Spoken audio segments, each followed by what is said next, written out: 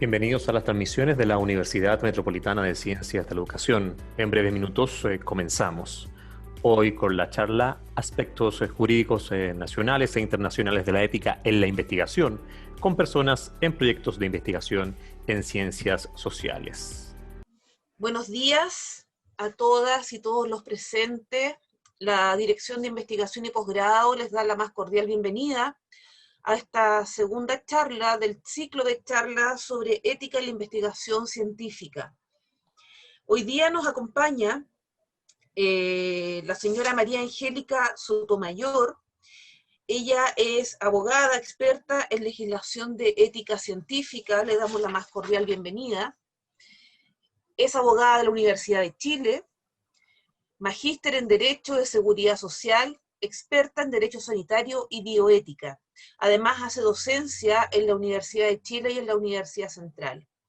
María Angélica Sotomayor es miembro del Comité Institucional de la Universidad de Santiago de Chile e integrante de los comités de ética de investigación del Servicio de Salud Metropolitano Oriente, de la Clínica Las Condes y de la Universidad Finisterre.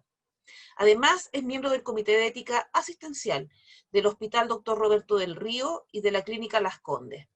Es ex integrante de la Comisión Ministerial de Ética de Investigación en Salud, CEMEIS, del Ministerio de Salud.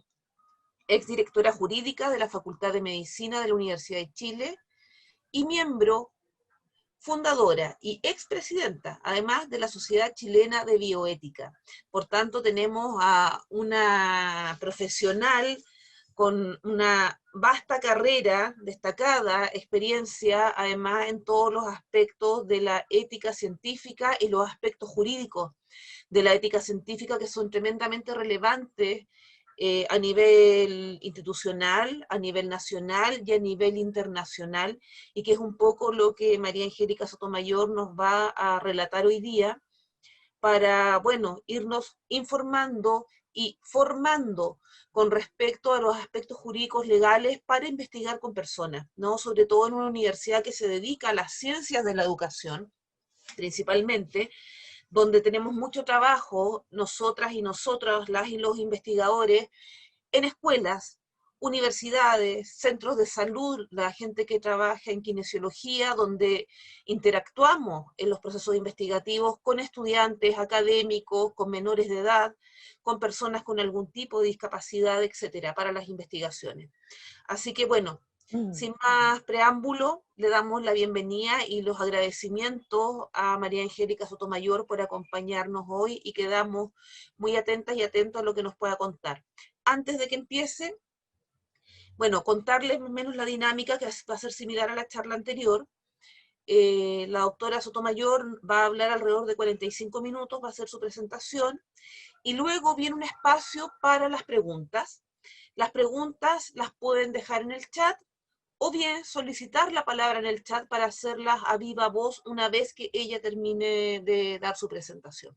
Así que, dicho esto, María Angélica, la dejamos para que nos pueda acompañar. Muchas gracias. Muchas gracias, Anita. Yo, mientras voy hablando, ¿puedo compartir la pantalla o no? ¿Sí? Sí, sí. Acá, ya. Bueno, yo desde luego agradezco la invitación, ¿ya? Me siento muy honrada con la presentación y debo declarar que, digamos, digamos ya se dijo, ¿no es cierto?, para los efectos de la expresión de conflicto de interés, se dijo los lugares donde yo me desempeño.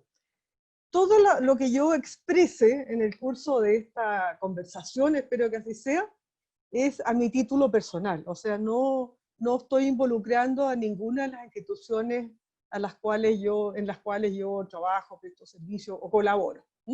Bueno, el tema que a mí me invitaron a dictar son los aspectos nacionales e internacionales de la ética de la investigación con seres humanos, ¿ya? En especial, digamos, en relación con las ciencias sociales. Debo señalar que las ciencias sociales En realidad todas las ciencias están vinculadas, como ustedes saben mejor que yo. La materia, digamos, la investigación que está regulada en Chile es la que dice relación con la investigación biomédica. Sin embargo, yo voy a dar razón de por qué yo entiendo que está regulada toda la investigación en Chile. Bueno, la primera diapositiva que yo les pongo dice relación con el maltrato familiar.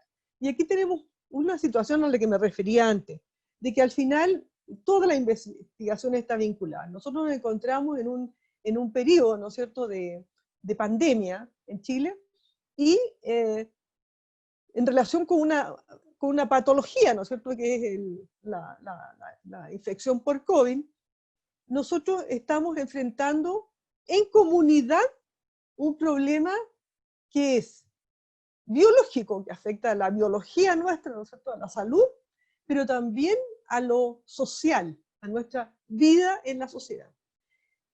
Bueno, y aquí tenemos el caso del maltrato familiar, ¿ya? Esta es una publicación del CIPER, del diario CIPER, y aquí de lo que se habla es de que, por una parte, se está viendo la geolocalización, ¿no es cierto?, se conversa a nivel nacional de la geolocalización de los pacientes de COVID, ¿ya? Y sin embargo sabemos que entre tanto está pasando esto de que el maltrato familiar ha subido de una manera exponencial en Chile, ¿ya? Dice, en una época en que se multiplican los modelos matemáticos para predecir el contagio del COVID, el autor propone construir modelos para prevenir la ocurrencia de la violencia intrafamiliar contra la mujer, basándose en la idea de que esta violencia es un fenómeno que mantiene patrones de ocurrencia. La columna analiza temporal y espacialmente la frecuencia de casos de violencia familiar contra la mujer en el Gran Santiago. Bueno, parece que hay variables que se han ido dando incluso en días, horas y comunas en donde se muestra el mayor riesgo que ha habido de maltrato familiar. Bueno, lo que nosotros vamos un poco la hoja de ruta. Nosotros vamos a ver la normativa de investigación científica nacional e internacional. Voy a dar razón, y ya la estoy dando, de cómo esto está vinculado con el COVID-19. Nosotros tenemos un sistema sanitario, tenemos una investigación, como decía, que tiene un nivel de regulación en Chile, tenemos la acción del Estado, sea en tiempos normales o en esto, ¿no es cierto? Tenemos una comunidad internacional que también está interactuando en los temas que nos atañen, tenemos una regulación que es insuficiente, ¿ya? Especialmente en el área social. Y la otra cosa que tenemos que ver hoy día, de que el tema que nos ocupa, que es la investigación, está, digamos, teñido por distintas orientaciones éticas, que en estas situaciones, por ejemplo, en la que nos encontramos hoy día, la más común de utilizar, o de usar, digamos, o la que uno ve de manera más preeminente, es la ética del utilitarismo, o sea, la búsqueda del mayor bien para el mayor número. Bueno, yo voy a recordar un poquito a Kant con una frase: respetar la dignidad significa reconocer el valor intrínseco inherente a la persona humana, independientemente de su posición social y económica, y a las diferencias en cuanto a talento y capacidades. Bueno, el respeto a la dignidad humana, ¿ya? Está presente en todo el entramado jurídico y ético, tanto nacional como internacional. ¿Sí? Todos los tratados, pautas y pactos o convenciones que nos rigen hoy día tienen su base en el respeto a la dignidad. Y todo el movimiento de los derechos humanos parte, ¿no es cierto?, en el siglo XX, con la Declaración Universal de Derechos Humanos del año 48, que dice que todos los seres humanos nacen libres e iguales en dignidad y derecho, y dotados como están de razón y conciencia, deben comportarse fraternalmente los unos con los otros. Nadie será objeto de injerencias arbitrarias en su vida privada, su familia, su domicilio, su correspondencia, ni ataques a la honra o a su reputación. Toda persona tiene derecho a la protección de la ley contra tales injerencias o ataques. Me estoy refiriendo a este cuerpo, ¿no es cierto?, digamos, ético, internacional, que, como le digo, es la base de todo el sistema de derechos humanos que nos siguen y de los cuales en Chile somos parte, porque nosotros tenemos una una constitución política, que acabamos de votar un plebiscito y con todas las fallas que tiene la constitución política, tiene un artículo que fue introducido en la década del 80, una modificación constitucional, que dice que el respeto a los derechos y libertades esenciales que emanan de la naturaleza humana, reconocidos tanto por la Constitución Política de la República como por los tratados internacionales ratificados por Chile que se encuentran vigentes. Esta es una limitación al ejercicio de la autoridad, una limitación a la soberanía, ¿ya? O sea, los derechos humanos, y en la medida en que Chile no solo suscriba, la norma dice ratifique. Les recuerdo a ustedes que la ratificación es un acto que tiene una tramitación muy parecida a la de las leyes, ¿ya? O sea, se pronuncia el Parlamento y ratifica. El último tratado ratificado por Chile fue en el gobierno de la presidenta Bachelet y fue el del adulto mayor. Bueno, nosotros tenemos entonces en este contexto, y aplicable, ya estamos entrando un poquito más en la investigación científica, es aplicable en Chile el Pacto de Derechos Civiles y Políticos y el Pacto Internacional de Derechos Económicos, Sociales y Culturales. Les recuerdo a ustedes que estos son dos pactos gemelos del año 1966 de Naciones Unidas, y el Pacto de los Derechos Civiles y Políticos es un pacto de no hacer. No me quite la libertad, no me quite la propiedad, ¿ya? En que al Estado se dice no me haga, no me... y en general a la comunidad. Y el Pacto de los Derechos Económicos, Sociales y Culturales es un pacto de prestaciones, o sea, el Estado debe hacer cosas respecto de los ciudadanos.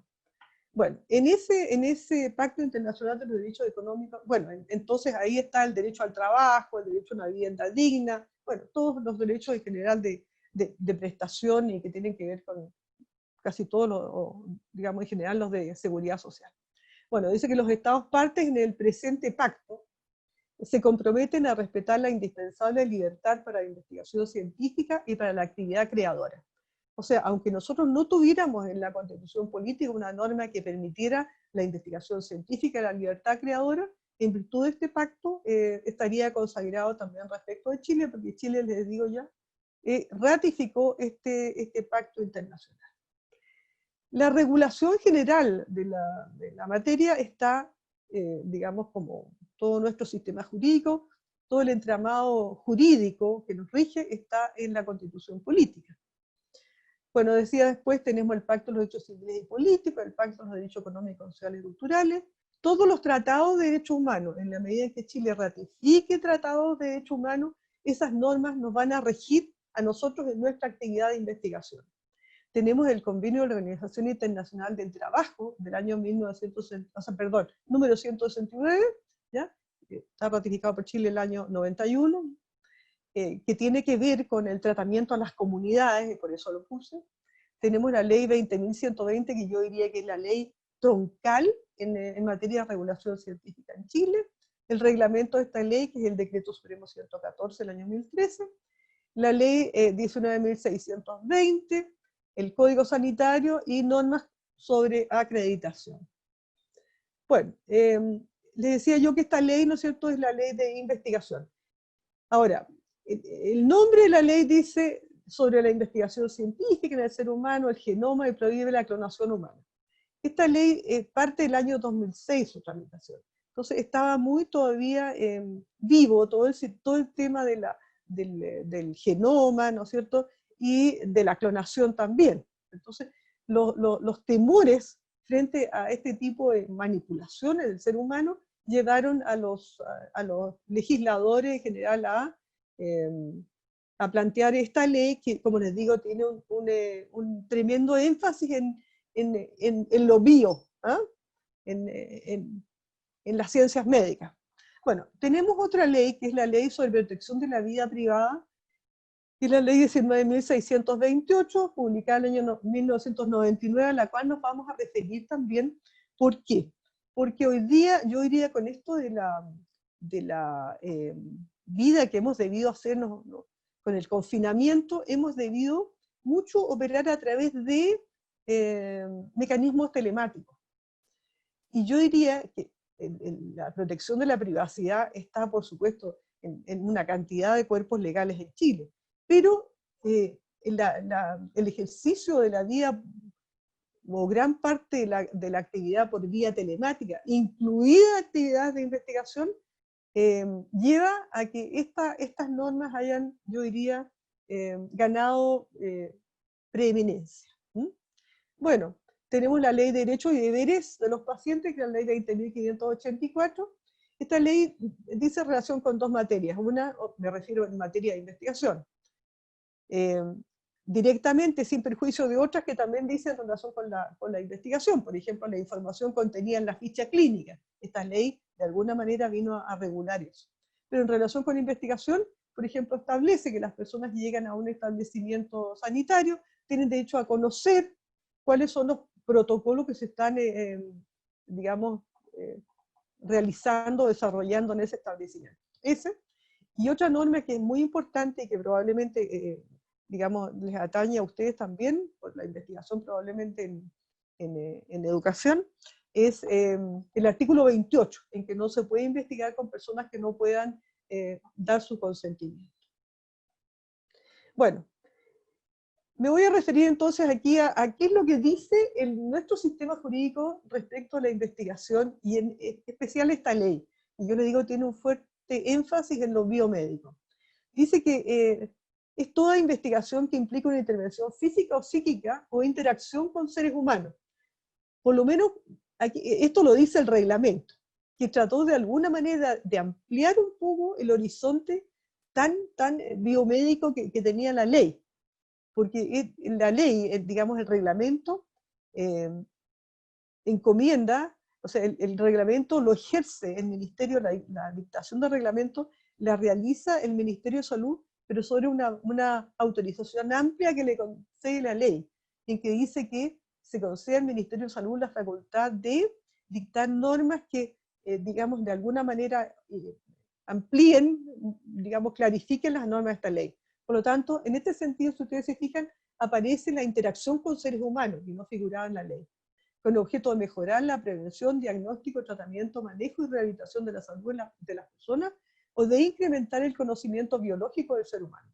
La investigación científica biomédica en seres humanos incluye el uso de material humano o de información disponible e identificable. Esto está en el artículo 8 del Decreto Supremo, que es el reglamento de la ley.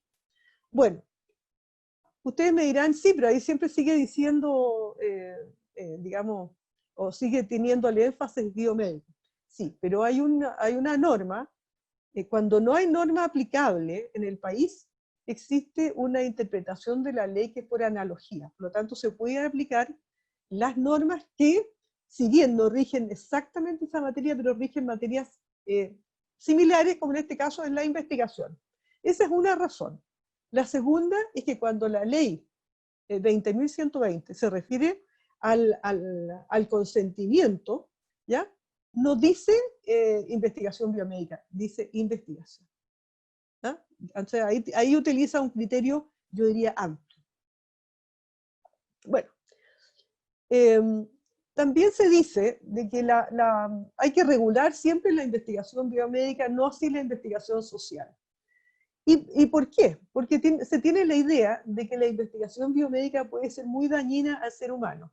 Ustedes estarán de acuerdo conmigo de que la investigación biomédica puede ser dañina al ser humano, pero la investigación en el área social, por supuesto que puede ser muy dañina también, ¿ya?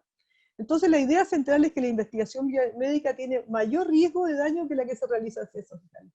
Sin embargo, sabemos que a pesar de que la investigación social tiene en muchos casos bajo riesgo o riesgo mínimo, en otros puede implicar probabilidades de riesgo similares a la investigación biomédica.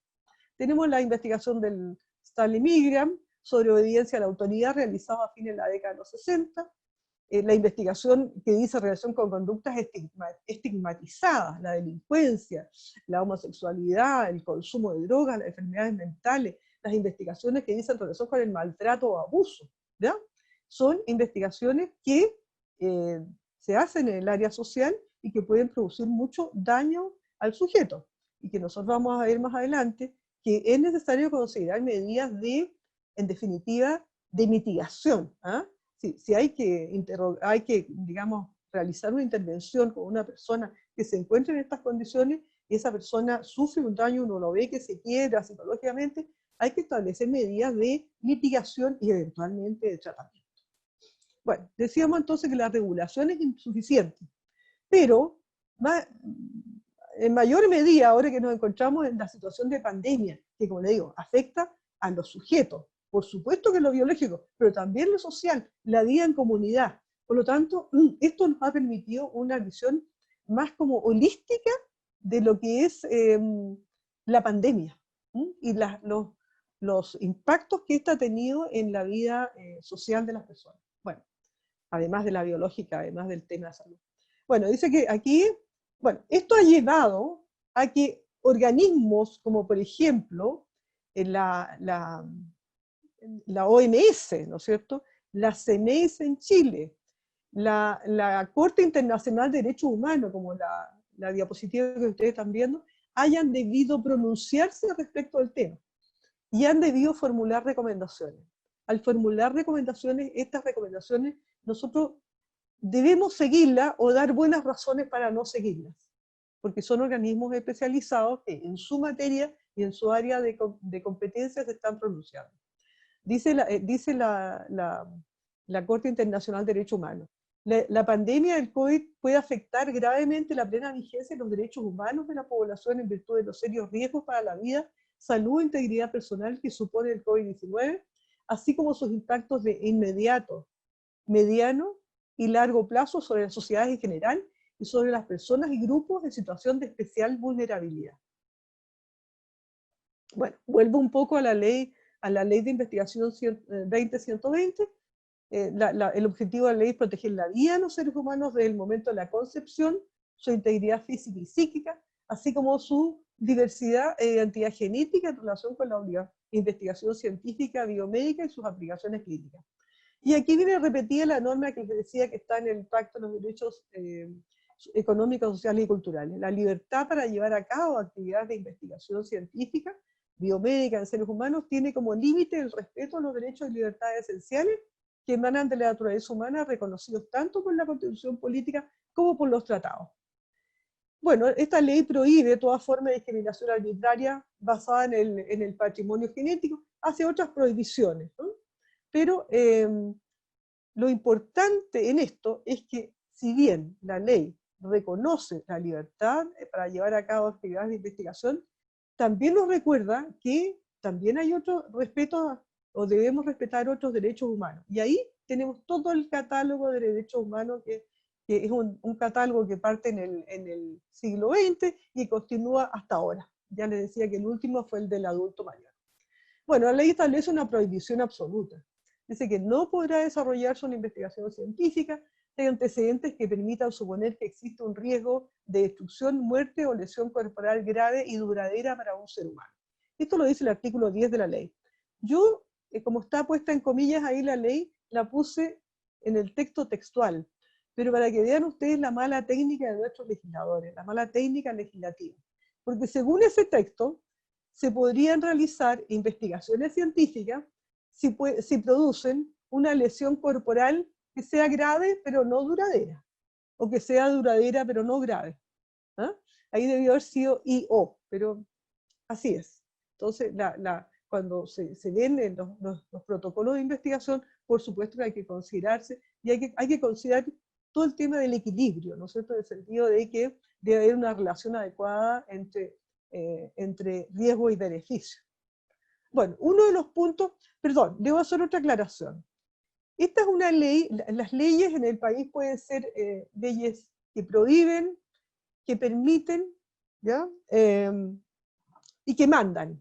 Por supuesto que las leyes penales prohíben definitivamente y las conductas tienen que estar claramente delimitadas, ¿ya? Las que mandan, no sé, nos mandan pagar los impuestos, hay toda una regulación de qué impuestos sobre qué tramos y qué sé yo. Y hay otras que permiten. La ley de investigación, yo diría que tiene normas que son prohibitivas, pero en general está como estableciendo un marco para regir la investigación científica en Chile, ¿ya? Entonces, eso significa que al permitir, la norma debe dotarse de contenido. Y la dotación de contenido puede venir por distintas vías, y hoy día ya les decía, con la pandemia tenemos una cantidad de recomendaciones. Bueno, uno de los puntos, y que dice relación con nosotros, que en general somos investigadores, es la ley exige, digamos, la idoneidad del investigador. ¿Quién califica la idoneidad del investigador? La califica el comité de ética. Yo diría que toda la responsabilidad de las normas de investigación recaen en el comité de ética, que es el ente plástico que está dándole, digamos, movilidad a las normas, que está protegiendo a los individuos, ¿ya?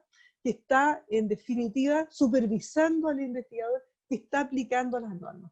Bueno, una digamos, la ley, todo el entramado jurídico que rige la investigación exige la idoneidad del investigador o investigadora.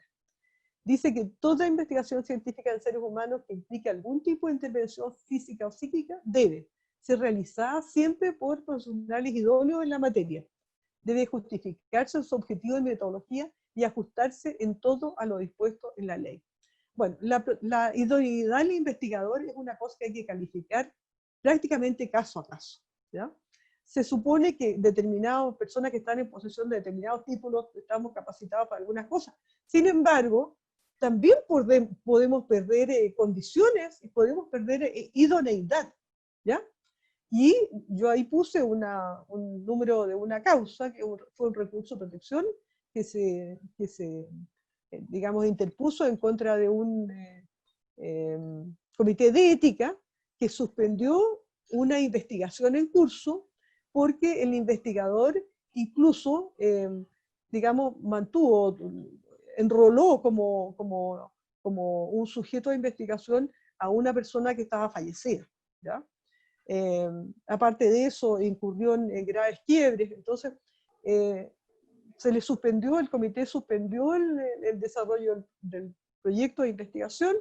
Este investigador recurrió de protección, ahí está el número de la causa, ¿ya? Y finalmente interpuso incluso juicios en contra del ISP, pero perdió esto y hay una sentencia hoy día que, en definitiva, la sentencia favoreció el criterio del comité de ética.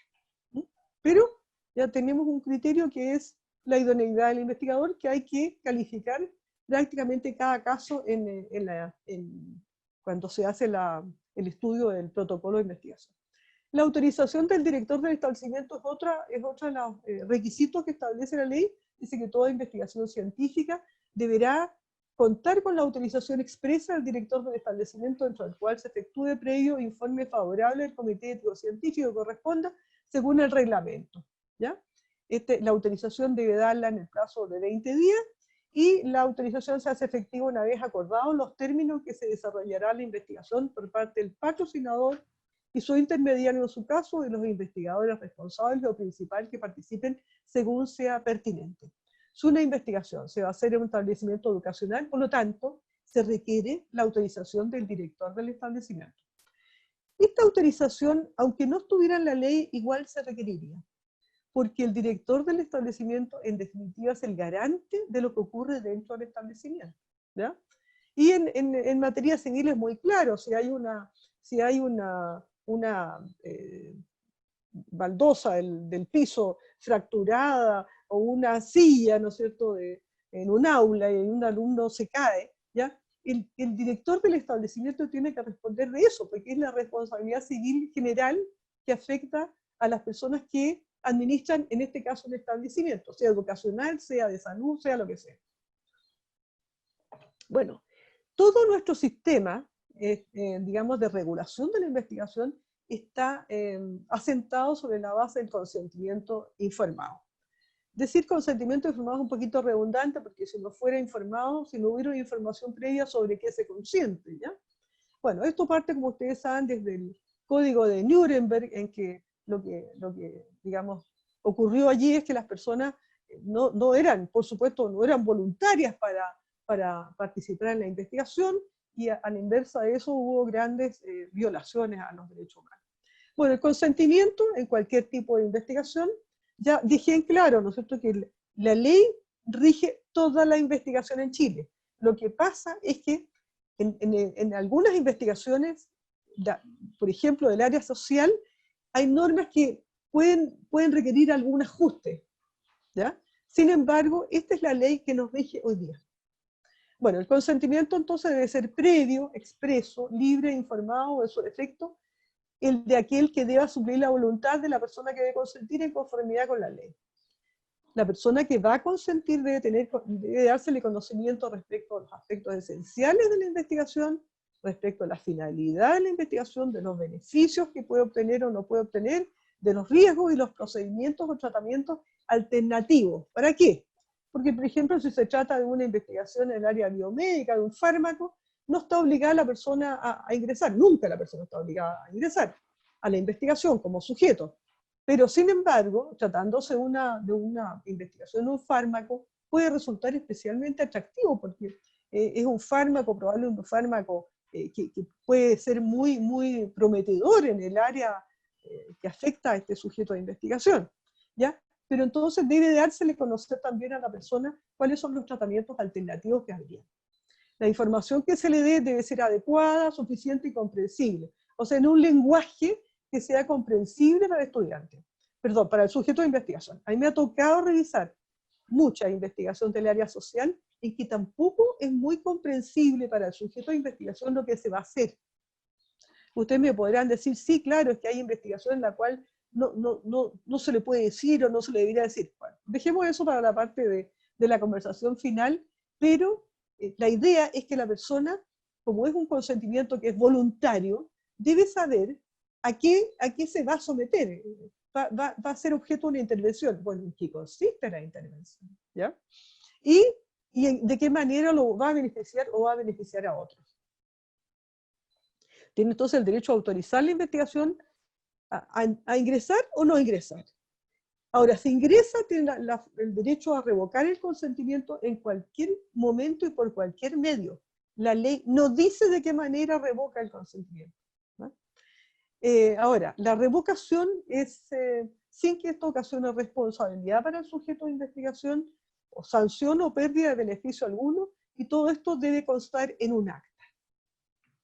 La ley establece también figuras delictivas, de las cuales yo no conozco ninguna que se haya hecho efectiva en el Ministerio Público todavía, pero son figuras delictivas: clonar o iniciar un proceso de clonar seres humanos, y el que realizare cualquier procedimiento eugenésico, ¿ya? Violar la reserva de información sobre el genoma humano, omitir encriptaciones exigidas por la ley, ¿ya? Que sanciona por multa, falsificar el acta de consentimiento informado, usar con cualquier fin un acta falsa, ¿ya?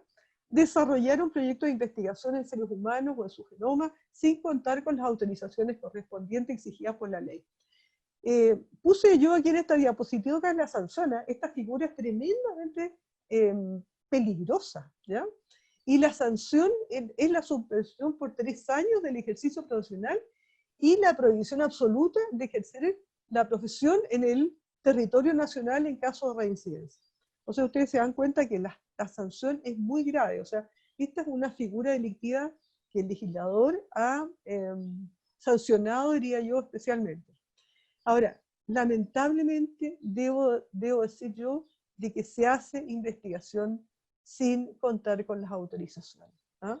O sea, lamentablemente o sea, esto es una cosa que ocurre. También ocurre que la investigación se inicia antes de contar con las autorizaciones, situación en la cual se da esta misma situación que estamos viendo. Ya les decía que el comité de ética, o sea, yo decía que la relevancia que tiene un comité de ética en la materia que nos ocupa. El comité de ética, según la ley, debe estar acreditado. Acreditado significa que la autoridad sanitaria, en este caso la Seremi, debe verificar de que el comité cuente con los medios y con las personas, ¿no es cierto?, que van a poder desempeñar esta función que es tan importante.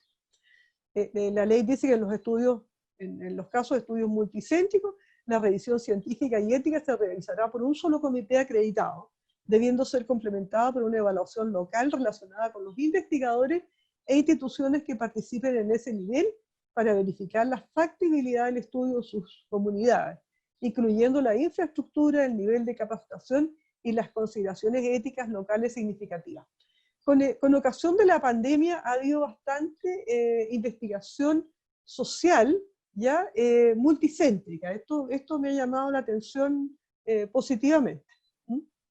Bueno, ¿Cuáles son los criterios éticos relevantes que revisa el Comité de Ética? Son la validez científica, la utilidad social, que los investigadores sean idóneos, la relación riesgo-beneficio que no sea desfavorable, porque si hubiera más riesgo que los beneficios, evidentemente es una investigación que no se puede desarrollar. La selección equitativa de los sujetos. Esto es muy importante. Todo esto lo van a ver, yo creo, con Alexis, entiendo que el día de mañana, ¿ya? Sin embargo, como estamos nosotros en un ambiente universitario, el tema de la selección equitativa de los sujetos, que viene más adelante relacionado con la vulnerabilidad, tenemos la tendencia a ocupar como sujetos de investigación a los estudiantes, cosa que, digamos, de alguna manera infringe estos criterios. Bueno, tenemos la obligación de proteger la intimidad y la confidencialidad del sujeto.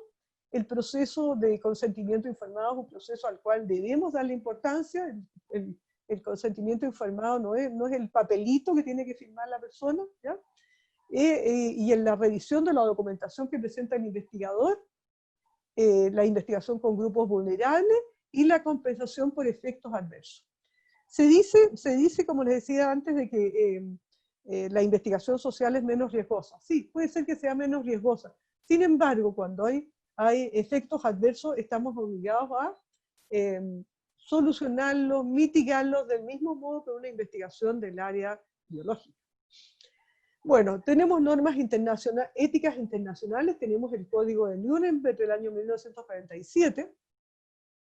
Les recuerdo a ustedes que el Código de Nuremberg, en definitiva, lo que hace es un extracto de las sentencias de los juicios de Nuremberg que se hicieron por los crímenes nazis en Alemania, ¿ya?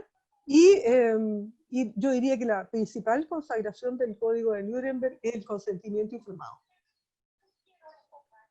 Tenemos la Declaración Universal de Derechos Humanos del año 48, a la cual ya me referí, la Declaración de Helsinki, la primera de las cuales es del año 1964, que es de la organizaciones de la Asociación Médica Mundial. La última versión de la Declaración de Helsinki del año 2013, Fortaleza, Brasil. Tenemos las normas SIOMS, tenemos unas normas relativamente recientes, que son, este es el Consejo Internacional de Organizaciones Médicas en Salud, la última versión es del año 2016, así que están relativamente actuales. Tenemos la Declaración Universal de Bioética y Derechos Humanos de la UNESCO. La UNESCO hace unos años emprendió todo un área de regulación o de formulación de recomendaciones en el área de la bioética, y ahí tenemos la Declaración Universal de Bioética y Derechos Humanos. Ahora, tenemos también, ahí están las guías de buenas prácticas clínicas de la Conferencia Internacional de Armonización. Estas son normas de autorregulación, ¿ya?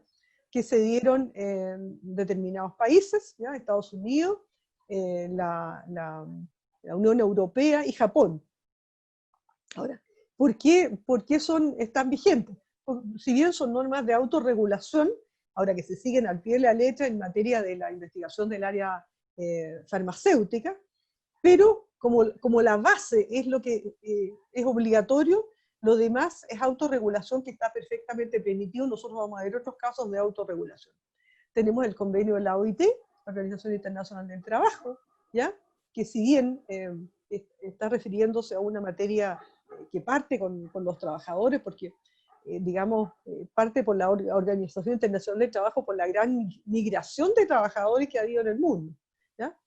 Chile ratificó en el año 1991 y ya les decía entonces que tiene aspectos que son muy importantes de considerar, en especial el respeto de la cultura del pueblo originario, ¿ah? Porque este convenio se refiere a los pueblos originarios. Bueno, la Declaración de Helsinki, no voy a leer todo esto, así que no se asusten, pero se refiere a las personas vulnerables, ¿ya? A los cuales, digamos, hay que darles protección especial. Los objetivos del estudio deben detallarse en el protocolo que se hace, que se elabora. Ahí también deben venir las consideraciones éticas a las cuales el investigador debe adherir. En una parte de los protocolos, el investigador debe adherir a los principios éticos de la Declaración de Helsinki, ¿ya? Y yo diría que digamos, no es lo más importante, pero es importante que en una declaración de este tipo vaya el recuerdo a la intimidad de las personas que participan en la investigación. Y una cosa es la intimidad, pero otra cosa es el respeto a la confidencialidad de la información, que es lo que le decía, yo diría que es lo que está más en jaque en este momento. Bueno, estas le decía que son las normas SIOMS del año 2016. Dice que aunque el valor social y científico es la justificación fundamental para realizar una investigación, los investigadores, patrocinadores, comités de ética en la investigación y autoridades de salud tienen la obligación moral de asegurar que toda la investigación que se realice de manera que preserve los derechos humanos, respete, proteja y sea justa con los participantes en el estudio y las comunidades donde se realiza la investigación. Por lo tanto, el valor social y científico no puede legitimar que los participantes en el estudio y las comunidades anfitrionas sean sometidos a maltratos o injusticias. O sea, como decía la ley de investigación, ¿no es cierto? ¿Existe el derecho a investigar? Sí, claro. En este caso estamos evaluando una investigación. ¿Tiene valor social? ¿Tiene valor científico? Sí, pero tiene que ser justa con los sujetos y las comunidades en las cuales se va a desenvolver. Por lo tanto, el respeto a los derechos humanos es esencial. Yo diría que es la letra A de toda la investigación. Bueno, ¿qué pasa con los beneficios de la investigación? Corresponde hacer todo lo posible en colaboración con el gobierno y otras partes interesadas pertinentes por poner cuanto antes cualquier intervención o producto desarrollado, así como el conocimiento generado, a disposición de la población o de la comunidad en la cual se lleve a cabo la investigación y ayudar a crear capacidad local de investigación. En la investigación social muchas veces se hacen estudios que las comunidades nunca saben los resultados de aquellos estudios.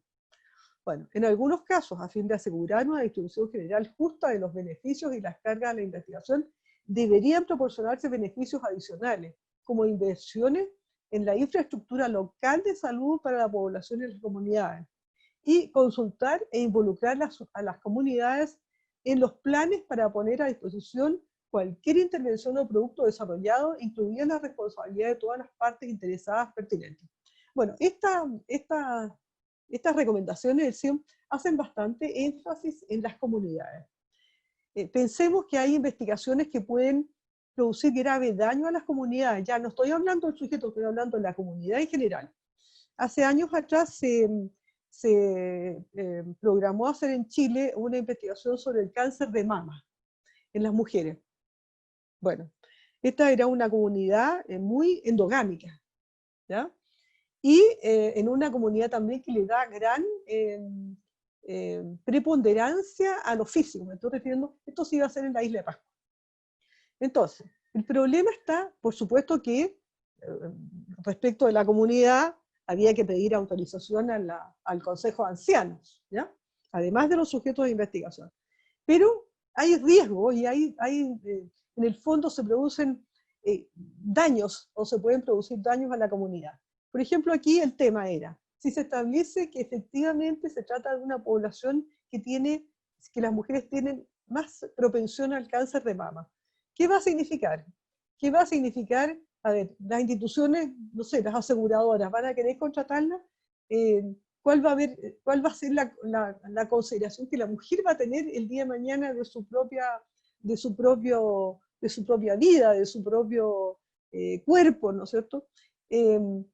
¿Cuál es, bueno, el riesgo, de qué manera puede afectar a esa comunidad, teniendo además en consideración que por lo endogámica de esa comunidad, los daños van a, en definitiva, hacer daños que van a afectar a la sociedad en su conjunto? Bueno, la distribución de cargas y beneficios dice que los patrocinadores, investigadores, autoridades gubernamentales, comités de ética y otras partes interesadas deben asegurarse que el beneficio y las cargas de la investigación se distribuyan equitativamente. Los grupos, comunidades o individuos invitados a participar en la investigación deben seleccionarse por razones científicas y no porque sean fáciles de reclutar debido a su difícil situación social o económica o la factibilidad con que pueden manipularse. Usted comprenderá que investigar con nuestros alumnos, o investigar con una población local, o investigar con soldados del ejército, es mucho más fácil, digamos, reunirlos.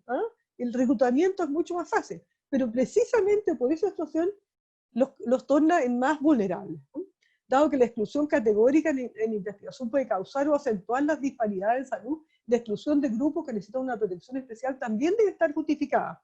¿Por qué se excluyen? No sé, por ejemplo, las mujeres embarazadas. Yo no es que sea partidaria, pero es un criterio que se usa bastante, ¿ya? Entonces, si después las intervenciones se van a aplicar en mujeres embarazadas. Bueno, los grupos que tienen poca probabilidad de beneficiarse del conocimiento obtenido con la investigación no deberían asumir una parte desproporcionada de los riesgos y las cargas de participar en ella. A los grupos que no están suficientemente representados en la investigación médica se les debería dar acceso apropiado para que puedan participar. Fíjense ustedes que lo relativo a las situaciones de desastre y pandemia que nosotros enfrentamos hoy día está especialmente tratada en la pauta 20. Cuando se realiza una investigación en situaciones de desastre y brotes de enfermedades, es esencial seguir los principios éticos expresados en las presentes pautas. Realizar una investigación en estas situaciones plantea retos importantes como la necesidad de generar conocimiento rápidamente. O sea, la presión por investigar hoy día en las vacunas. Yo soy miembro de comités de ética que han tenido que revisar vacunas, ensayos sobre vacunas, y no les diré la presión que hay respecto al tema, ¿ya? Mantener la confianza pública. El tema de que la gente entiende por qué se toman determinadas, digamos, intervenciones, se realizan. Mantener la confianza pública, decía. Superar obstáculos de práctico a la ejecución de la investigación. Vamos a ver algunos más adelante. Estos retos deben equilibrarse cuidadosamente con la necesidad de asegurar la validez científica de la investigación y mantener los principios éticos en su realización. Bueno, entonces me voy a saltar esa, voy a ir un poco al convenio OIT. Le decía yo entonces que este es sobre pueblos indígenas, pueblos originarios. Este convenio de la OIT es parte del derecho chileno, aplicable además, ¿eh? Porque la ratificación está ahí, está ratificado mediante el decreto 236 del año 2008. Yo dije antes que era el 91, el convenio es del año 91, pero la ratificación se produjo en Chile en el año 2008. ¿Ya? Dice que al aplicar las disposiciones del presente convenio deberán reconocerse y protegerse los valores y prácticas sociales, culturales, religiosas y espirituales propios de dichos pueblos. Y deberá tomarse debidamente en consideración la índole de los problemas que se les plantean tanto colectiva como individualmente. El concepto de comunidad para los pueblos originarios es muy fuerte. Deberá respetarse la integridad de los valores, prácticas e instituciones de esos pueblos. Deberán adoptarse con la participación y cooperación de los pueblos interesados medidas encaminadas a allanar las dificultades que experimenten dichos pueblos al afrontar nuevas condiciones de vida y de trabajo. Les recuerdo a ustedes que en los primeros, yo diría, buena parte del siglo XX, la tendencia con los pueblos originarios era de inculturación, ¿ya? O sea, en definitiva, se les occidentalizaba, ¿no? Se les transformaba a la cultura predominante, a la mayoritaria. Hoy día la tendencia es que no, es que ellos puedan mantener su cultura. Precisamente porque la diversidad enriquece al todo. Dice que al aplicar la legislación nacional a los pueblos interesados, deberán tomarse debidamente en consideración sus costumbres o su derecho consuetudinario. Recién hacía alusión, por ejemplo, a la consulta a los líderes comunitarios. Bueno, ya les decía esto, que la Conferencia Internacional de Armonización se aplica esto en general en los estudios en los biomédicos y en los multicéntricos, ¿no?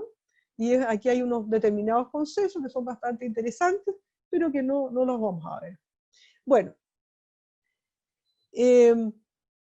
la pregunta que ustedes podrían hacer, bueno, pero está insuficientemente regulada la investigación, especialmente en el área social. Yo les digo sí, pero sin embargo, podemos decir, yo dije que no es cierto que las normas vigentes se aplican a toda la investigación y di mis razones, la interpretación por la analogía, y que las normas sobre, especialmente consentimiento, que están contenidas en la ley 20120, hablan solo de investigación científica. Bueno, sin embargo, todo este entramado a los que nos hemos referido ahora, se ha ido complementando, ¿eh? Ahora con la situación de la pandemia, en otros momentos en relación con la investigación, precisamente. Y aquí tenemos que el CONICYT estableció como principios y normas obligatorias para las investigaciones de proyectos CONICYT el convenio, o sea, en este caso es en la segunda conferencia mundial de integridad de la investigación, se aprobó el convenio de Singapur, ¿ah? Sobre investigación. Declaración de la integridad de la investigación de Singapur del año 2010. Esto fue adoptado en la 20ª Conferencia Mundial en Integridad de la Investigación entre los días 2 al 24 de julio del 2010. Y esta declaración de Singapur es una guía global para la conducta responsable en la investigación. Considera determinados principios muy interesantes, uno de ellos es la honestidad en todos los aspectos de la investigación, responsabilidad en la ejecución de la investigación, cortesía profesional e imparcialidad en las relaciones laborales, buena gestión de la investigación en nombre de otros. Yo diría que, digamos, en general, lo que se ha ido regulando a lo largo de los años son en aspectos deontológicos de los investigadores. De modo tal de que la labor de investigación, el quehacer de la investigación, efectivamente contribuya al crecimiento de la ciencia, porque la mala ciencia, ¿no es cierto?, no produce crecimiento del conocimiento, que es el objetivo principal de la investigación. Por lo tanto, nosotros encontramos que hay normas deontológicas. Si ustedes se fijan, aquí se está refiriendo a los investigadores a los cuales se les está diciendo que como integridad o como parte de la investigación, la integridad de la investigación es vital, ¿no es cierto? ¿Ya? Pero entonces, ¿qué se les requiere de ellos? ¿Qué se espera de ellos? Honestidad, responsabilidad, cortesía profesional, imparcialidad en las relaciones laborales, buena gestión de la investigación en nombre de otros. ¿Ya? Y establece responsabilidades. Como le digo, este es derecho vigente en Chile. ¿Ya? La integridad implica hacerse responsable en la honradez de sus investigaciones, el cumplimiento de las normas, que los métodos de investigación, al aplicar métodos, hay que aplicar métodos adecuados, basar sus conclusiones en un análisis crítico de la evidencia e informar sus resultados e interpretaciones de manera completa y objetiva. Aquí está el tema de la publicación. Ahora, sabemos también que la publicación, la ética en la publicación científica es un tema que es como para tratarlo separadamente. Pero si la publicación es inadecuada, tampoco hay aporte al crecimiento del saber científico. Bueno, la documentación de la investigación, la obligación del investigador es mantener la documentación clara y precisa de toda la investigación, de manera que otros puedan verificar y reproducir sus trabajos.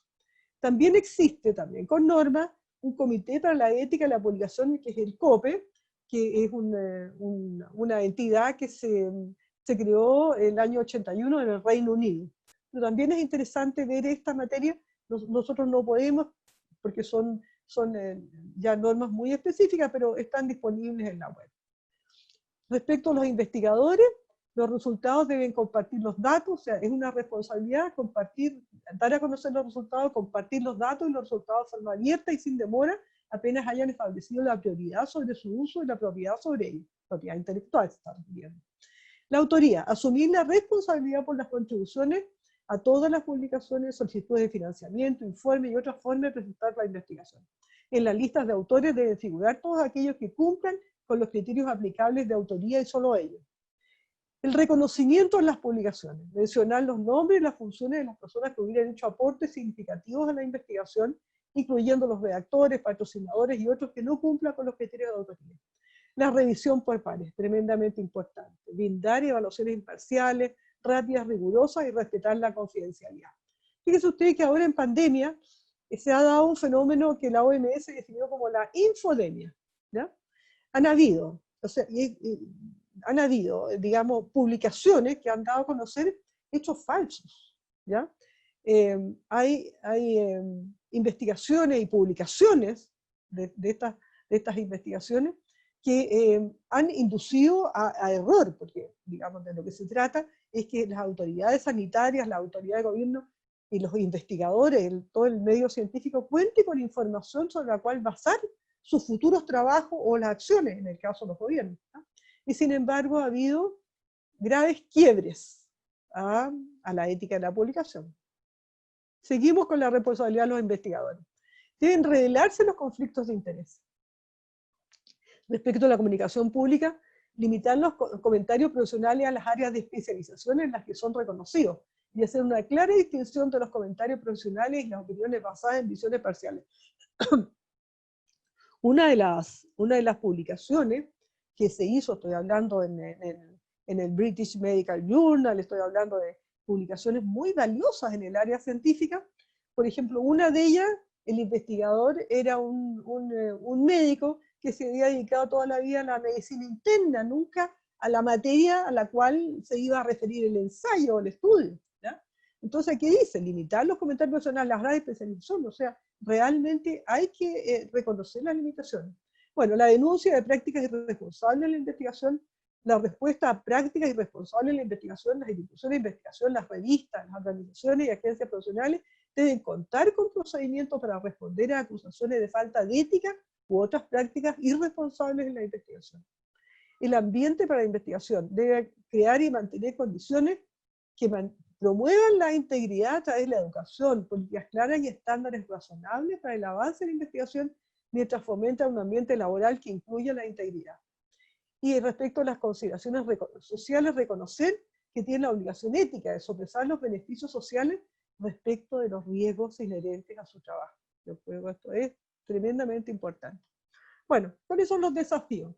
La pandemia de COVID nos ha sometido a la urgencia moral de proveer la mejor atención para tratarla. También nos enfrenta a la urgencia moral de llevar a cabo investigaciones rigurosas tan pronto como sea posible para producir evidencia sobre la seguridad y eficacia de las intervenciones, para tratar o prevenir la enfermedad y para enfrentar los problemas del sujeto y de la comunidad. Y aquí viene todo lo que tiene relación con la investigación de las áreas que no sean propiamente médicas. Bueno, la OPS ha hecho esta advertencia que yo la encuentro muy valiosa. Las personas deben saber siempre si están participando en una investigación, si están recibiendo atención médica o atención social, ¿no es cierto? O si están participando en la intervención de salud pública. Es importante para la confianza social la investigación de los investigadores. De repente las personas creen de que tocaba que les preguntaran esas cosas y resulta que es parte de una investigación, ¿ya? También la pandemia nos ha traído a un contexto que es estigmatizante. Fíjese usted que la enfermedad es una enfermedad de notificación obligatoria y en que el resto de la comunidad lo único que quiere es tener separadas a las personas o que tienen un riesgo máximo de contraerla, como por ejemplo los profesionales que trabajan con pacientes, ¿ya? O respecto a pacientes que o están contagiados o la han tenido. Dice, garantizar el consentimiento previo e informado de todas las personas en su tratamiento de salud en el contexto de las pandemias, así como la privacidad y la protección de sus datos personales, asegurando un trato digno y humanizado a las personas portadoras o en tratamiento por COVID. Está prohibido someter a las personas a pruebas médicas o clínicas, científicas, experimentales, sin su libre consentimiento. Bueno, esta es también una prevención que hace la Corte Interamericana de Derechos Humanos. Entonces, digamos, la recomendación, y no su recomendación, yo diría lo perentorio en esta etapa en que nos encontramos, que en cualquiera de las áreas que estemos investigando, no se pueden bajar los resguardos a los derechos humanos de las personas. ¿Qué pasa con la investigación científica en pandemia? Ya lo decíamos antes. Está la presión de tiempo para actuar que puede estar en tensión con los plazos de investigación estándar. Hay gran incertidumbre, hay ansiedad y angustia por parte de los participantes, también de los investigadores, de la comunidad donde se realiza la investigación y del sistema sanitario, político, social y comunitario de que se trate. Esa es la realidad que hemos enfrentado. Bueno, existe una entidad en el Ministerio de Salud que es la Comisión Ministerial de Ética e Investigación en Salud, que también da unas recomendaciones y que dice en relación con distintos puntos, ¿ya? Dice que los comités de ética científica deben solicitar a los investigadores los protocolos que especifiquen las medidas de protección de los datos sensibles. Vamos a hablar de los datos. ya que tratándose de enfermedades infectocontagiosas se agrega el riesgo de tratamiento ilegal de la información, consecuencias muy dañinas para las personas, como son la discriminación, la segregación y eventuales perjuicios de carácter social, educacional, laboral, económico, entre otros. El uso de un documento de consentimiento informado amplio, al estilo de la propuesta de la OPS, que cada SEC evalúe cuáles pudieran ser las alternativas prácticas para solicitar este consentimiento según el contexto clínico y gravedad del titular de los datos y o muestras, ¿ya? Bueno, ya les decía, uno, respeto a los derechos humanos, eso no está en cuestión, hay que respetarlo. El respeto a la dignidad, ya les decía que la base de los cuerpos de derechos humanos y la base de los derechos humanos es la dignidad del sujeto. Realizar una investigación sin solicitar el consentimiento informado es tratar al otro como cosa, por lo tanto, es rebajarlo en su dignidad de persona, en su dignidad humana. Por lo tanto, ¿qué es lo que dice? Tiene que haber consentimiento. Ahora, busque usted la forma en que recibir ese consentimiento. Y la otra cosa, ya nos vamos a referir un poco más a eso, respecto a los datos personales, ¿ya? Como se trata de una enfermedad que, en definitiva, es una enfermedad vulnerante, digamos, ¿ya? El resguardo de la información de esa persona es tremendamente importante. Bueno, entonces seguimos con el consentimiento informado. La rigurosidad con que se realice el proceso de consentimiento no debería ser menor que en circunstancias normales, aunque reconocemos, dice, dificultades inherentes al proceso de consentimiento en medio de una crisis sanitaria, tanto desde el punto de vista del potencial sujeto, como también dificultades desde los investigadores que pueden estar sobreexigidos con las necesidades clínicas propias de la emergencia. Dice que cada SEC deberá determinar en conjunto con el investigador responsable las condiciones prácticas para que dicho proceso se realice con los estándares éticos más adecuados. Por ejemplo, se puede considerar la posibilidad de que el consentimiento informado sea firmado, que se realice en un registro del audio del proceso que pudiese reemplazar la firma del documento.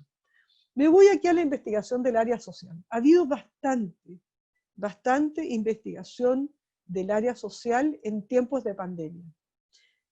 Tratándose de personas que están contagiadas o tratando de sus contactos directos, por supuesto que el investigador no puede tener la intervención cara a cara con la otra persona, no puede acercarse a ella. Entonces, ¿qué es lo que ha pasado? Que se ha recurrido a los medios telemáticos, ¿ya? Y ahí entonces, ¿cómo se recibe el consentimiento informado por vía telemática?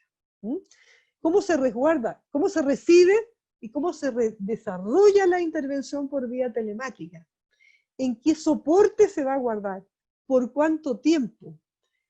¿Cómo se retracta la persona del consentimiento? ¿Me siguen ustedes? O sea, hay una serie de temas que están afectando, que la situación de pandemia ha venido a afectar a todo tipo de investigación en Chile.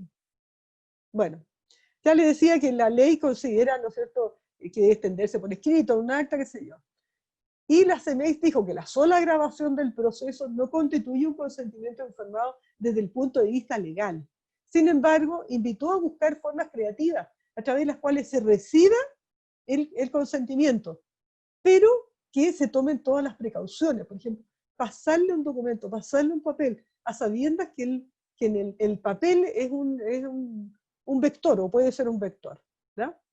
Dice aquí, la forma de documentar el consentimiento del participante, ya sea para estudios intervencionales, ciencias sociales o de uso de datos y o muestras, existe preocupación en relación con el manejo de documentos por parte del sujeto, por lo que les decía recién. Hay que buscar mecanismos creativos que persigan dejar constancia escrita del consentimiento, tomando las medidas sanitarias que impidan la propagación del contagio, ¿ya?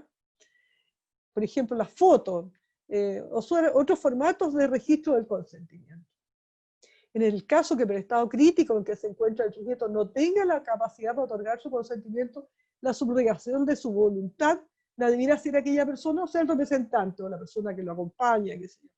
En el caso de participantes menores de edad, la autorización para ser ingresado en un estudio debe ser otorgada por los padres, pero también hay que considerar la voluntad del niño. Se recomienda que cuando el participante recupere la capacidad de consentir, pueda efectivamente hacerse un consentimiento informado con las formalidades que las normas establecen.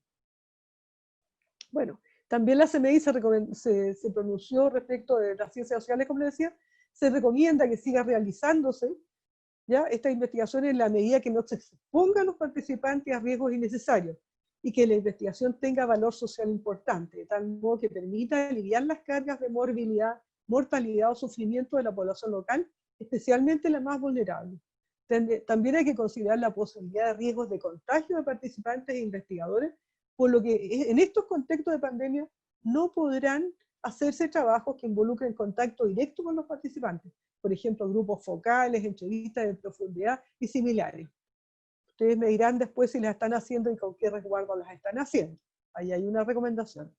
Bueno, también es posible otorgar la dispensa del consentimiento en los casos en que no se podría realizar en la investigación esta dispensa, si la investigación tiene valor social importante y entraña riesgos mínimos para los participantes. Esos son casos en que se puede dar la dispensa. Hubo suspensión del enrolamiento de un nuevo participante, a menos que existieran poderosas razones para enrolarlo. Por ejemplo, hubo todo un problema con los protocolos relativos digamos, a cáncer, ¿eh? Porque en los protocolos relativos a cáncer es bien complejo suspender, por una parte, el enrolamiento de las personas y por otro, el desarrollo del protocolo. Porque en general son estudios que de alguna manera apuntan a lo terapéutico. Son de investigación, pero también son terapéuticos.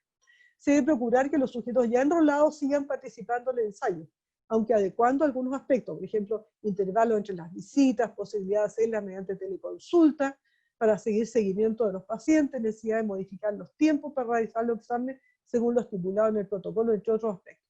Pero yo les pongo, por ejemplo, otros aspectos. Por ejemplo, la entrega del fármaco al estudio, ¿ya? De pronto, recibir, por ejemplo, se recomendaba entregar más fármacos para evitar que las personas fueran a los consultorios o al centro de investigación.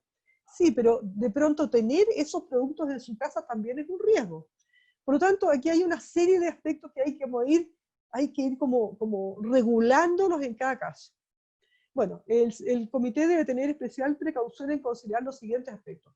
¿Cómo se resguarda la confidencialidad de los participantes para disminuir el riesgo de discriminación? ¿Cómo se hace el contacto inicial al sujeto de investigación o a los familiares? Especialmente cuando se planea contactarlos al domicilio. Quien haga el contacto inicial, ya sea por correo o por teléfono, sea parte del equipo tratante y que esa persona solicite autorización al potencial sujeto para ser contactado por el equipo de investigación. Mire, señora, vamos a ir a su casa. ¿Ah? No es procedente, ni legal, ni éticamente que la institución entregue el listado de pacientes directamente a los investigadores. Nosotros hemos visto que ha habido gran resguardo a entregar listados de pacientes y de contactos y además los domicilios de estos. Les recuerdo que al principio hubo una gran presión de los alcaldes para contar con esta información y sin embargo no se les entregó. Se deben evaluar planes para entregar los resultados a los participantes. La entrega de los resultados de la investigación es vital. No siempre se hace. Estimada, disculpe, recordar que quedan unos minutos para dejar al cierre el espacio para las preguntas que nos están generando. Estupendo. ¿Cuánto me queda? Anita. ¿Cuánto me queda? Sigo. 5 minutos. Ya, gracias. La investigación durante una emergencia requiere una participación comunitaria justa y significativa y una toma de decisiones inclusiva. El nivel de participación más inclusivo es aquel en que las partes interesadas no solo son consultadas, sino también participan en los procesos de toma de decisiones. ¿Ya? Y además desarrollar redes de participación. Bueno, ¿qué pasa en la investigación? Esto no es en Chile, ¿eh? Esto lo dice la Corte Interamericana de Derechos Humanos. La protesta social en un contexto de represión mediante el uso desproporcionado de la fuerza, así se dio la pandemia. Ha habido actos de violencia y de vandalismo. La grave crisis penitenciaria que afecta a la gran mayoría de los países, ¿ya? La migración, el desplazamiento forzado interno de personas refugiadas y apátridas, la discriminación estructural en contra de grupos en situación de especial vulnerabilidad. Son consideraciones del contexto social que se requiere considerar en la investigación.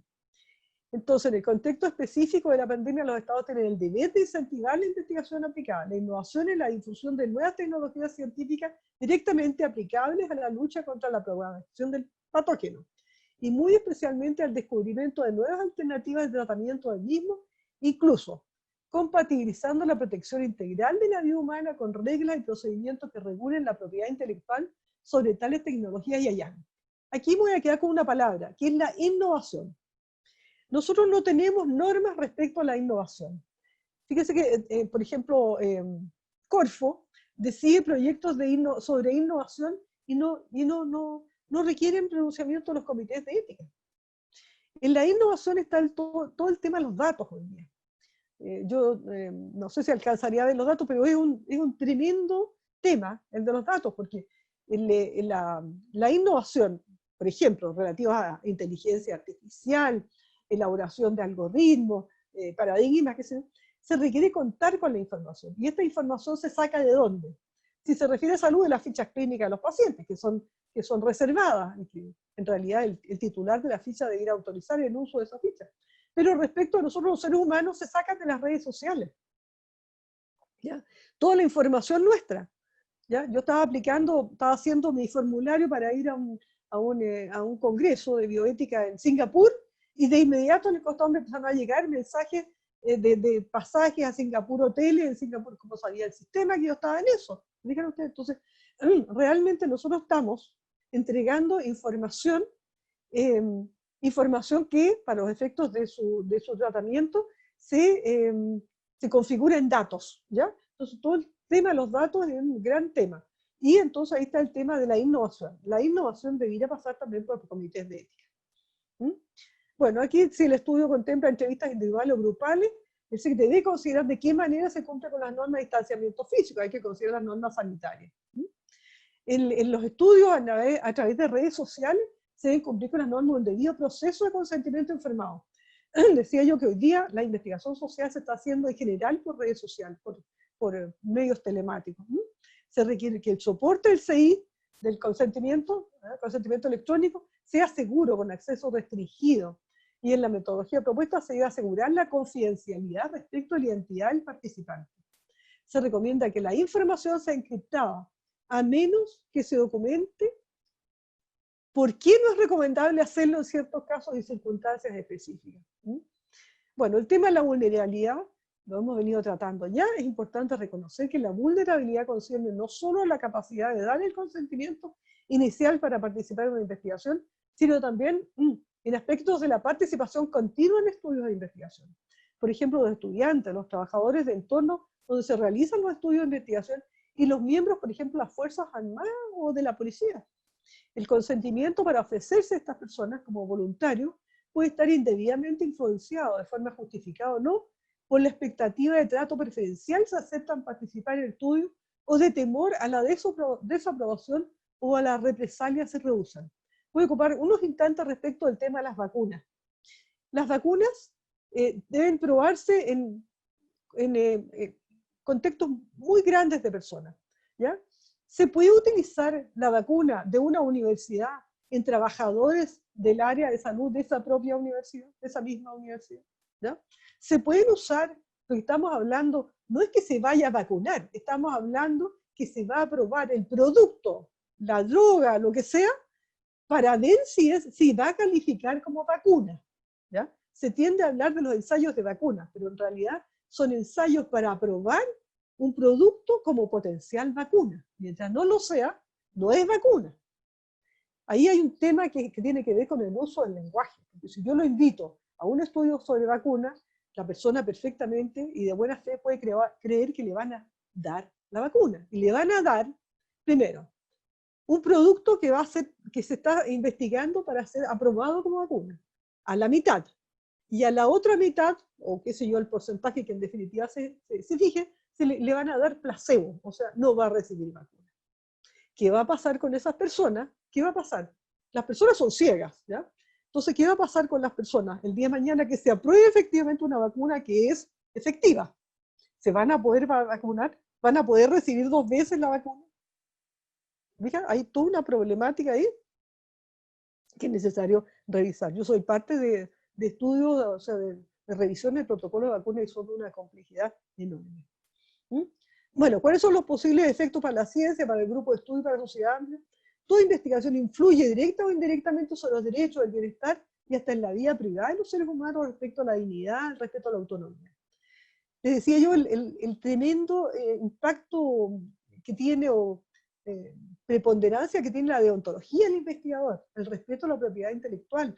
Cuando se revisan, cuando un profesor es el guía de una tesis de un estudiante. ¿Quién es el investigador? ¿Es el estudiante o el profesor?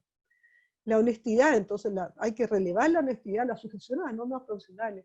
No lastimar al participante, las medidas de protección deben ser consideradas, las medidas de protección, les decía yo, contención y eventualmente de tratamiento. Hay que preguntarse, efectivamente, ¿hay riesgos mínimos o no?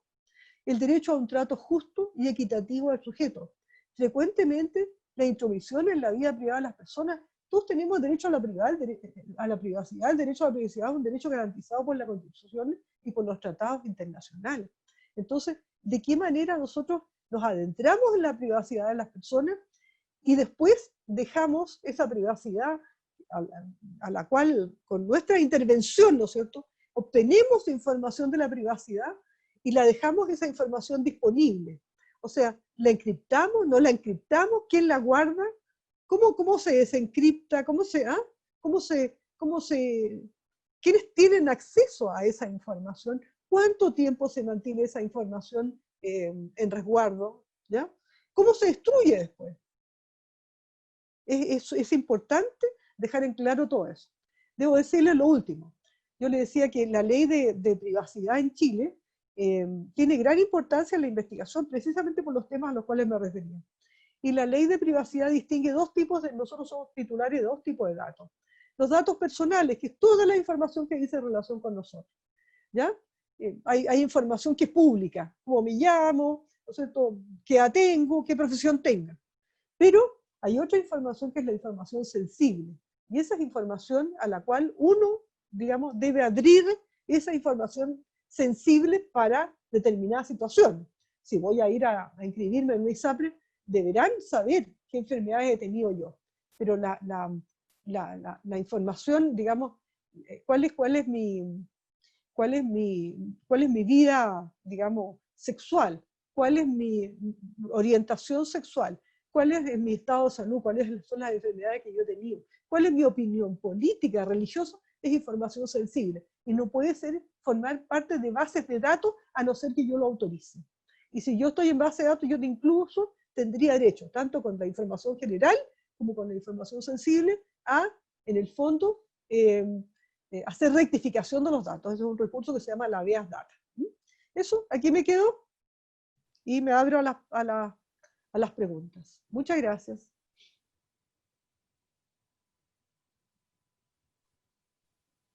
¿Me sobró tiempo?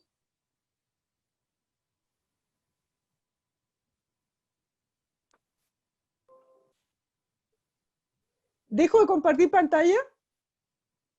¿Aló? Anita, parece que se desconectó tu micrófono. Ya.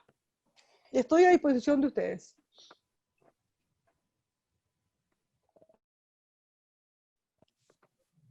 No. ¿No me escuchan? Ahí sí. Ahora sí, ahora sí. Sí, ok.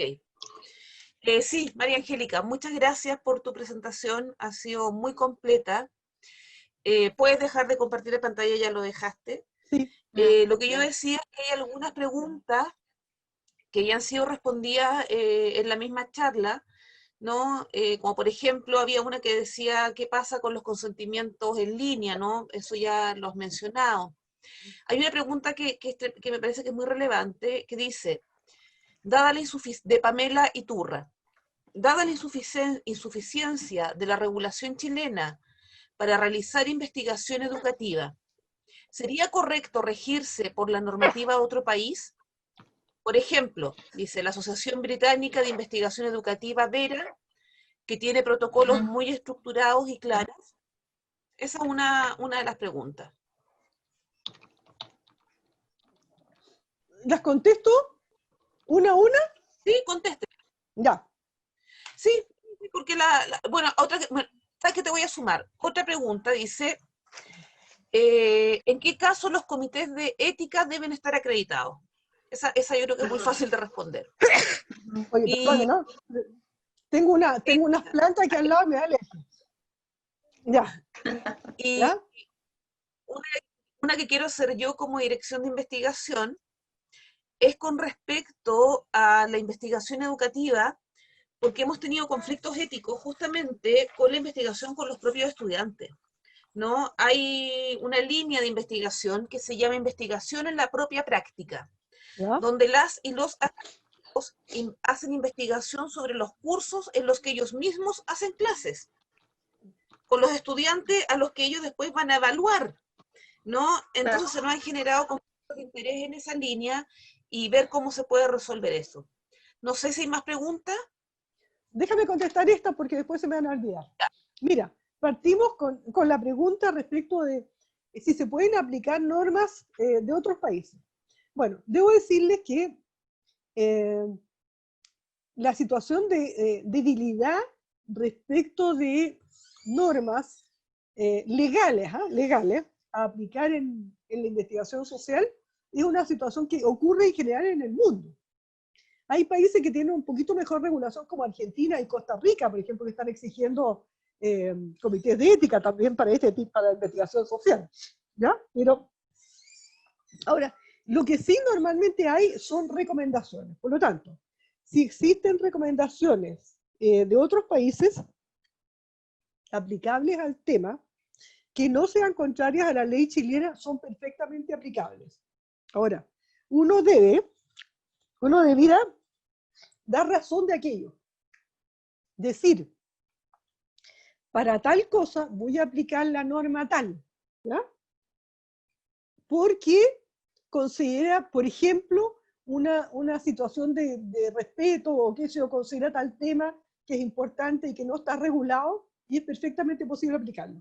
Recomendación entonces, dejarlo explícito en el protocolo de investigación. Segunda cosa, ¿por qué los comités debieran estar acreditados? Claro, porque el comité es un conjunto de personas, es un conjunto de personas que están actuando, fíjense ustedes, en representación del Estado.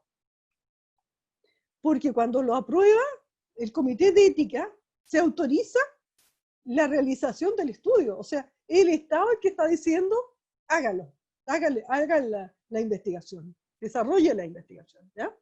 Por lo tanto, el comité está desarrollando un cometido público.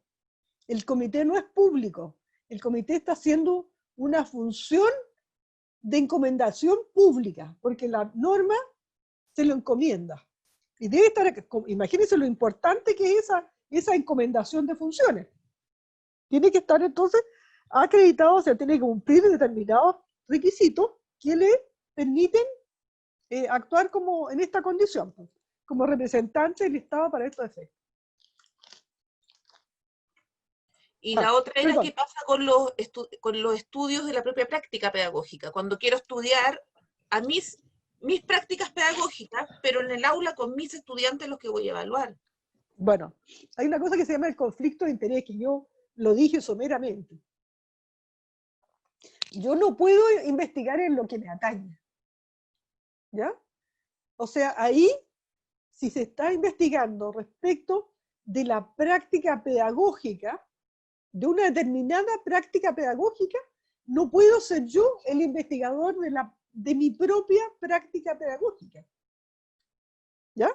Ahora, hay que tener cuidado, porque suele confundirse, y a mí me han llegado protocolos de investigación, pero que no tienen que ver con la investigación científica, sino que son protocolos, por ejemplo, de calidad, ¿ya? Voy a medir la calidad de la docencia, y para medir la calidad de la docencia, realizo un estudio X, pero es calidad, no es investigación científica. Ahora, ustedes me pueden decir, sí, pero también están vinculados. Sí, claro, pero digamos, es bueno hacer la distinción. Ahora, yo diría que un mismo profesor que está evaluando su docencia, yo creo que él tiene conflicto de interés.